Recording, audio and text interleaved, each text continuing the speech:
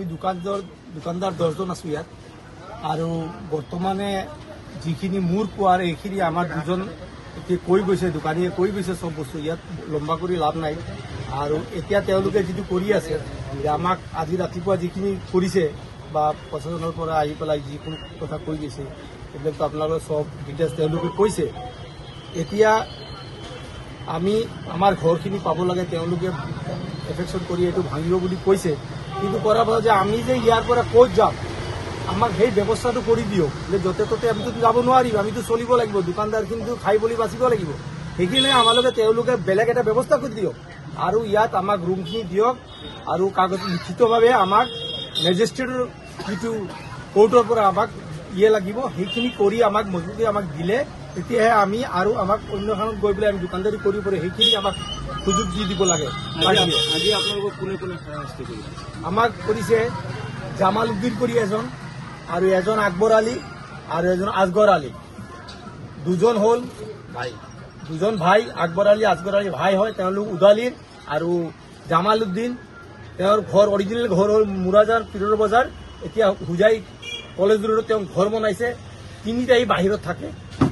আৰু তেওঁলোকে ইয়াৰ আগত 6 মাহ আগত আহি পেলাই আমাক লগত বহিছিলে, বহাৰ পাছত তেওঁলোকে আমাক যিটো দম দিছে 20-25 জন মানুহ লৈ পেলাই আমাক খুব ধমকা ধমকি কৰিছে, যিটো তোমালোকে এনেকৈ নাহে আঙুলি চাঙুলি দেখুৱাই ধমকাই পেলাই গুচি গ'ল। তাৰ পাছত এই কেইদিন গুচি গ'ল, এতিয়া তেওঁলোকে কোৰ্টৰ ওচৰত গৈছে, কোৰ্টৰ দিয়ে আমাক উকিল দি নোটিছ পঠাইছে, থানা দি OC দি আমাক খেদি আছে, মাতি লৈ গৈছে, এইবিলাক হেৰাছমেণ্ট দি আছে। আপোনালোকে কিমান দিনৰ পৰা ইয়াত আমি 1904 পৰা আছো, 2004 পৰা আছো ইয়াত। আমাৰ 24 বছৰ কম বেছ হৈ গৈছে চবৰে। কোনখিনি জাগা এইটো? এইটো গান্ধী বান্ধন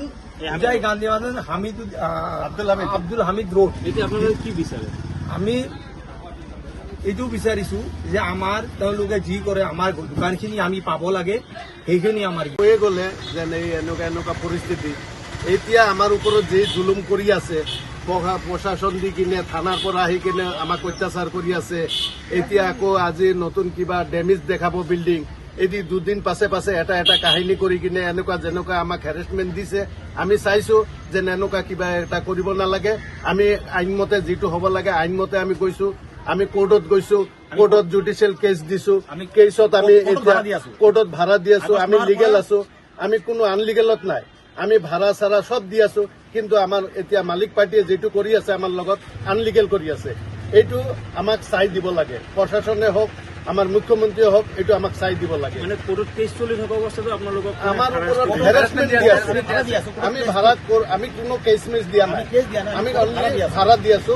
আমাৰ ওপৰত ফলছ কেছ দি আছে, আমাৰ ওপৰত ফলছত কেছ দি কিনে OC ছাৰে আমাক আহি কিনে দোকানৰ পৰা 4 জন 2 জন কৰি উঠাই যাই কিনে নি আছে,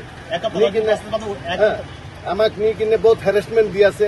2 দিন পাছে পাছে এনেকুৱা দোকান এৰি কিনে গৈ যোৱাৰ পাছত দোকান খালী থাকে, বস্তু চুৰি হৈ যায়।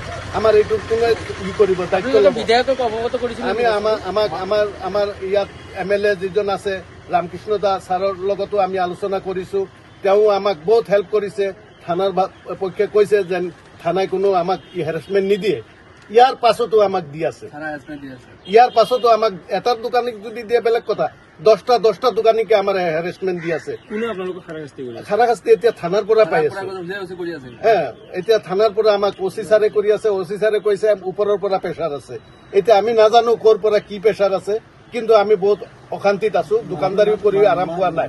আপোনালোকক মানে দোকান খালী কৰিব দিছে? আমাক দোকানত মানে এনেকে দম দি গৈ আছে বোলে, দোকানত ভিতৰত আহি গালাগালি কৰি, এই যে আমাৰ হাৰাদণ্ড এই যে ৰেকৰ্ডিঙো আছে, কি কৈছে তুমি অলপ কৈ দিয়াচোন। কি কৈছে, তোক মই চাই ল'ম, তই মোক চিনা নাই, মই কোন তেতিয়া গম পাবি, তোক মই চাই ল'ম। কোনে কৈছে? এইটো জামাল উদ্দিন, এইটো মালিক জামাল উদ্দিন আহি মোৰ দোকানত ৰাতি 10টা বজাত আহি দম দি গৈছে। ইয়াত সব দোকান বন্ধ হৈ গৈছে, মই একেলা আছিলো। মোৰ দোকানত আহি টেবিল থাপৰাই সব মানে সব ৰেকৰ্ডিং আছে, টেবিল থাপৰাই কৈ গৈছে যে তোক মই চাই ল'ম, তই মোক চিনা নাই। তাৰ পাছতে আমি পুলিচৰ পৰা বহুত হেৰাছমেণ্ট পাই আছো। ঠিক আছে, এতিয়া আপোনালোকৰ মানে মূল দাবী কি হ'ব?